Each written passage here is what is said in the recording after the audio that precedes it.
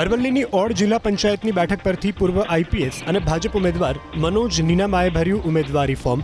શામળાજી 4 રસ્તાથી તાલુકા પંચાયત કચેરી સુધી રેલી યોજી મનોજ નીનામાએ ઉમેદવારી નોંધાવી.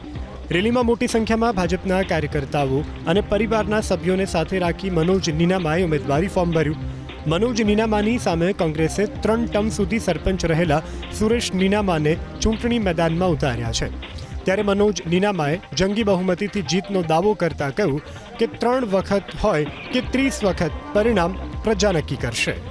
સંપૂર્ણ વિશ્વાસ છે કે જ્યારે અમે લોકો પાયાના પ્રશ્નો લઈને પ્રજા સમક્ષ જઈશું અમારા એજન્ડા સાથે, તો 100% મને વિશ્વાસ છે કે જંગી બહુમતીથી તમામ સીટો આવશે. કોઈપણ પાર્ટી કોઈપણ ઉમેદવારને ઊભા રાખવા માટે સ્વતંત્ર છે. લોકશાહી છે.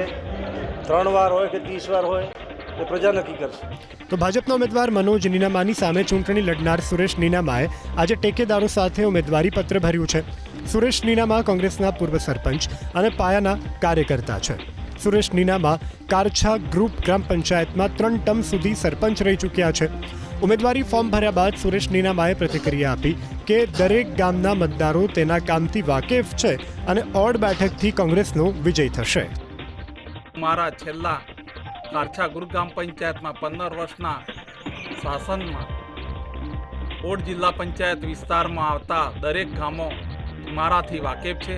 તેથી મને ગર્વ થાય છે કે મારા મતદારો મને આ વખતે કોંગ્રેસ પાર્ટીમાં વિજય બનાવશે.